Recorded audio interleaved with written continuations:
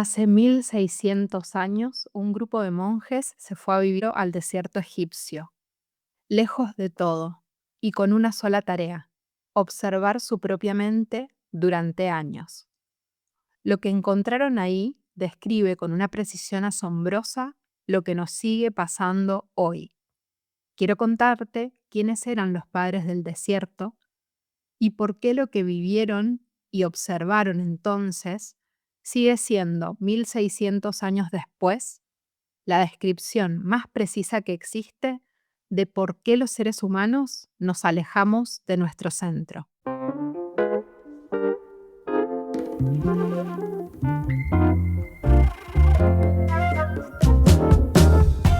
Estás escuchando Amable Revolución, un espacio para dejar de evitarte y comenzar a explorarte.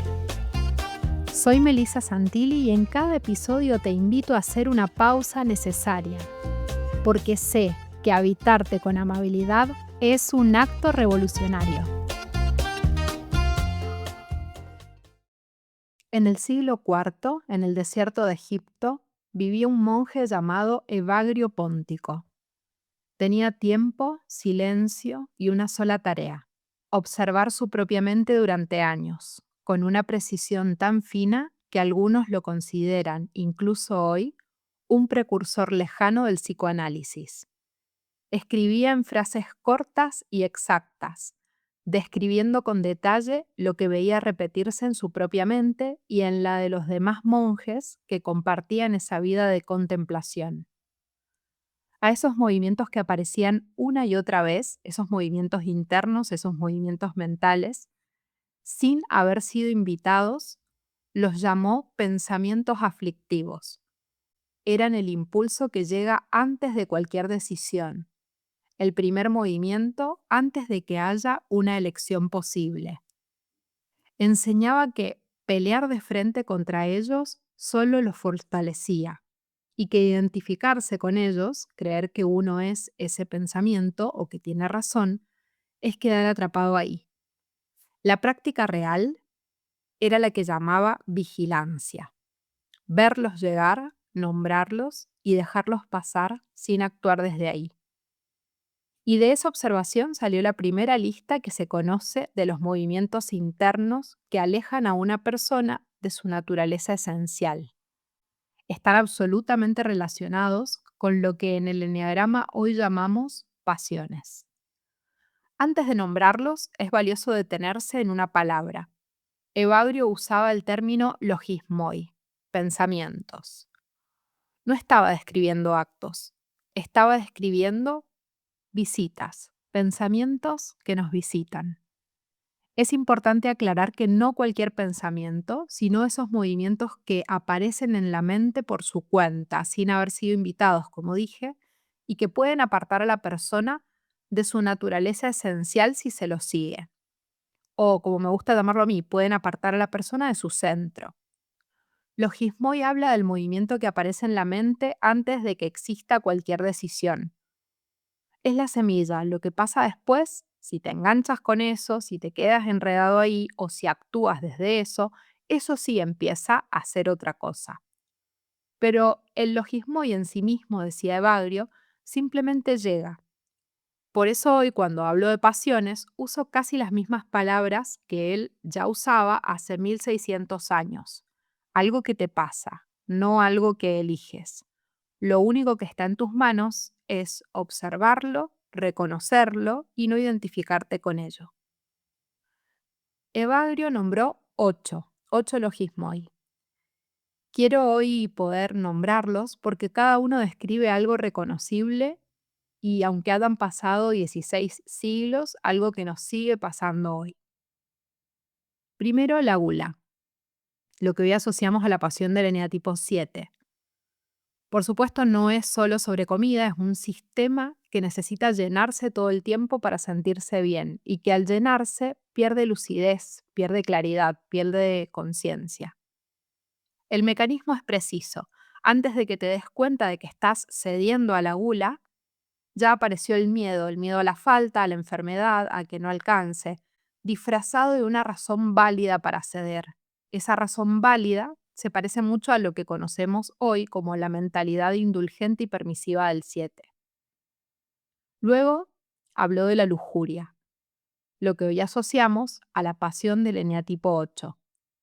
Se trata de ir más allá del deseo, es saciar la gula, pero al mismo tiempo ir mucho más allá. Por eso él decía que debajo de la lujuria estaba la gula, pero con una intensidad mucho mayor porque había una necesidad, como digo, de ir mucho más allá. La estructura del mecanismo es que el apetito, una vez alimentado, pide más, siempre más, y no hay un fin. Por eso lo llamaba el gusano de la intemperancia que nunca duerme, un apetito que no se cierra nunca sin importar cuánto se le dé. También habló de la avaricia, pasión vinculada al eneatipo 5, que no es sobre tener más. En el fondo es miedo a depender, a quedar expuesto frente a otros por necesitar algo. Por eso nunca alcanza con acumular, lo que busca resolver no es material, así que ninguna cantidad lo resuelve. La ira, lo que conocemos como la pasión del eneatipo 1, la describió como un movimiento en contra.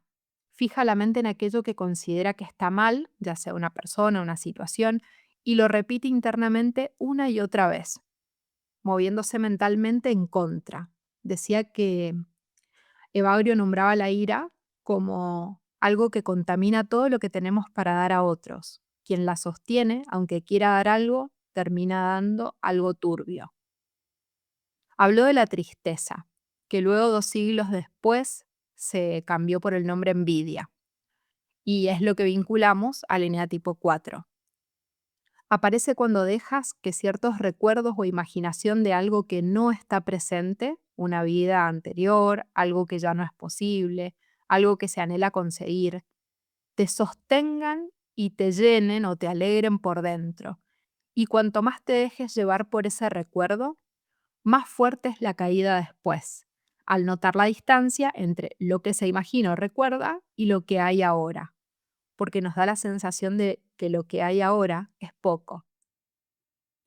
La tristeza no funciona sola, necesita siempre que haya un deseo insatisfecho detrás. También habló de la asedia, una inquietud crónica que hoy conocemos con el nombre de pereza. Y por supuesto que es lo que asociamos a la pasión del eneatipo 9. Evagrio la llamaba el demonio del mediodía, porque hace que el tiempo parezca eterno y empuja a mirar la puerta esperando que algo cambie y sugiere que da lo mismo estar aquí o en cualquier otro lado. Es la tentación de dejar todo como está y al mismo tiempo de cambiar todo repentinamente en vez de sostener lo que ya empezamos. Literalmente se entiende como un sin cuidado, una falta de cuidado, una dejadez. Y de hecho varias traducciones antiguas la vierten como negligencia o indiferencia, que es exactamente la misma idea. También habló de la vanagloria, relacionada a la pasión de la vanidad que vinculamos al eneatipo 3. Necesitar testigos para sentir que lo que hacemos o lo que somos es real. Es como buscar público que refleje la existencia. Y es difícil de soltar, porque hasta el esfuerzo por dejar la vanagloria atrás se puede volver una nueva forma de ella. La soberbia también la nombró y es lo que conocemos como orgullo, pasión del eneatipo 2.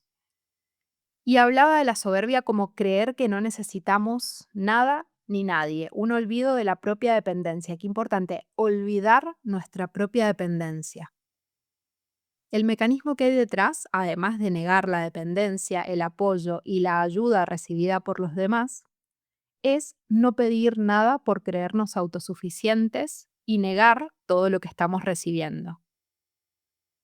Así hemos recorrido 8 formas de perder el centro, que fueron explicadas por alguien que llevaba años sentado frente a su propia mente, dedicándose sin ninguna otra distracción a autoobservarse. Y sí, dije 8 formas de perder el centro. ¿Notaste cuál falta? Quizás mientras los iba nombrando, te diste cuenta que falta una de las pasiones de las que hablamos en el eneagrama. Si conoces el eneagrama, probablemente te hayas dado cuenta que falta el miedo. Es interesante porque Bagrio escribió muchísimo sobre el miedo, lo conocía bien, pero no lo incluyó entre los 8 pensamientos aflictivos, entre los logismoi. ¿Por qué? Quizás porque para él el miedo no era el origen, era una consecuencia. Aparecía cuando otros movimientos internos habían tomado demasiado espacio. Por ejemplo, decía que la ira sostenida durante mucho tiempo deja al espíritu debilitado. Si la irritación no se aquieta antes del descanso, la mente queda abierta a imágenes amenazantes, sobresaltos, pesadillas. Incluso escribe que el espíritu queda acobardado para el combate del día siguiente. Y hace una observación muy precisa. Nada empuja tanto al ser humano a querer huir como una parte irascible que permanece alterada. También describe el miedo como una consecuencia de la soberbia. Dice que quien rechaza el apoyo, la ayuda, quien se convence de que no necesita de nadie, termina quedando solo con sus propias defensas. Y entonces, durante la noche, cualquier ruido parece una amenaza. Imagina bestias que lo acechan. Se sobresalta con facilidad. Es una imagen potente, porque justamente, si conocemos en profundidad de Enneagrama o algo que hablo en Reconocerte, es de una triada en común que comparten, en este caso, la ira, el orgullo y el miedo, que es una posición de fondo de superioridad, de sentirse superiores a los demás, una posición social de superioridad. Social me refiero a que se vinculan con los demás desde una posición de superioridad, porque justamente la ira es superioridad, el orgullo es superioridad y el miedo también lo es. Y Evagrio Póntico vinculaba al miedo justamente a la ira no gestionada y al exceso de arrogancia. Por eso digo que todo esto nos da una imagen bastante reveladora, como si el miedo apareciera cuando ya no tenemos un lugar interno donde apoyarnos. Esta lista viajó y Juan Casiano la llevó casi intacta a Occidente, pero 2 siglos después, el Papa Gregorio Magno la reorganizó y en ese proceso pasaron varias cosas. La tristeza dejó de aparecer como una categoría independiente y también la vanagloria se fusionó con la soberbia, como si la necesidad de ser visto y la ilusión de no necesitar a nadie fueran expresiones de un mismo problema. Y en lugar de la tristeza quedó la envidia, porque la tristeza de la que él hablaba no era cualquier tristeza, era el dolor que aparece cuando el deseo no encuentra lo que busca, cuando lo que deseamos no es encontrado, cuando la mente queda atrapada comparando lo que tiene con lo que le falta.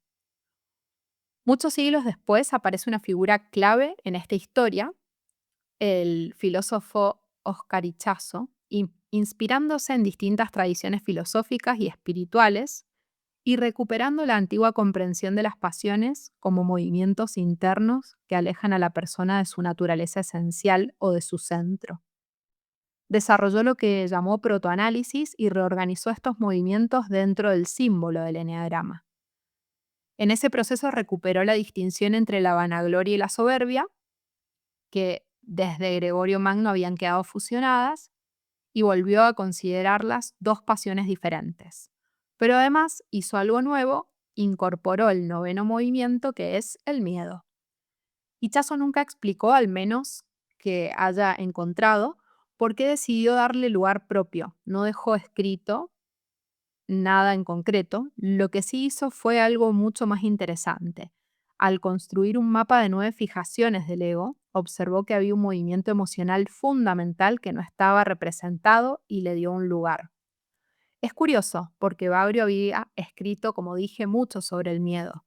Lo describía con enorme precisión, pero lo entendía como una consecuencia de los otros movimientos internos y no como un pensamiento aflictivo de los originales, de los 8 que nombró en un primer momento. y Chazo dio un paso diferente, lo reconoció como una pasión en sí misma. Y así los 8 pensamientos de Evagrio terminaron convirtiéndose en las 9 pasiones que hoy conocemos en el eneagrama. Como te darás cuenta, cuando tomó esta lista Gregorio Magno y la reorganizó, eso que resultó de su trabajo fue lo que hoy conocemos como los pecados capitales. Pero el eneagrama no toma literalmente los pecados capitales, o quizás sí podríamos decir, pero hay que tener en cuenta que esta lista viene de mucho antes, de muchísimos años antes y de la mano del trabajo de observación de Evagrio Póntico. Y esto es lo que me gustaría que te llevaras de este episodio. Lo verdaderamente llamativo no es que una lista haya sobrevivido durante 1600 años. De hecho, la lista, como hablé, cambió en algunas cosas. Pasó de 8 pensamientos, luego a 7 pecados y más tarde a 9 pasiones. En esencia, creo que las cosas se mantuvieron porque hablan de algo muy profundo. Lo que permaneció fue algo que habla de la intuición de que existen movimientos internos que aparecen antes de que podamos elegir y que si no los reconocemos terminan alejándonos de nosotros mismos. Cada vez que alguien observó la mente humana con suficiente profundidad, volvió a encontrarse con ese mismo fenómeno. Ya sea un monje buscando a Dios en el desierto de Egipto o un filósofo boliviano desarrollando un mapa del ego en el siglo XX. No hablaban el mismo lenguaje, sin embargo ambos describieron algo muy parecido. Existen fuerzas internas que actúan automáticamente y que condicionan nuestra manera de percibir, sentir y responder al mundo. Esto es lo que para mí convierte a este conocimiento en una sabiduría profunda. No porque haya permanecido idéntico a lo largo del tiempo, sino porque distintas personas, en épocas y contextos completamente diferentes, observaron una y otra vez el mismo fenómeno humano. Y hay algo más que me resulta muy inspirador y que tiene todo que ver con el trabajo que hacemos en Eneagrama Integral. Esa práctica central de Bagrio, que te la mencioné al principio y que quiero repetir ahora, y que consistía en no luchar contra esos pensamientos ni en sentirse culpable por tenerlos. Él la llamaba vigilancia y era el ejercicio de darse cuenta, observar el pensamiento cuando aparecía antes de quedar atrapado en él, no para eliminarlo, sino para recuperar la posibilidad de elegir. Y cada vez que leo a Evagrio me sorprende encontrar exactamente el mismo corazón de lo que intento transmitir cuando hablo de las pasiones del eneagrama, porque las pasiones no son conductas, no hablan de quiénes somos ni predicen qué vamos a hacer. Las pasiones no son algo que elegimos, son movimientos internos que nos pasan. Y la libertad consiste no en impedir que aparezcan. La libertad comienza cuando podemos reconocerlas, observarlas, mientras están ocurriendo dentro nuestro. Y para despedirme, quiero dejarte una pregunta, una reflexión. Si hace 1600 años alguien ya había observado estos mismos movimientos internos, ¿qué cambia para ti dejar de verlos como un defecto o un bloqueo personal y empezar a reconocerlos como parte de una condición profundamente humana?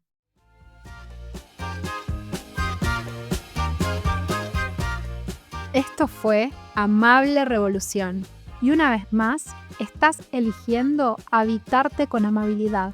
Si el episodio te resonó, deja en los comentarios con qué tesoro te quedas hoy. Y no te olvides de compartirlo con quien sientas que le puede servir. Yo me despido. Hasta la próxima revolución interior.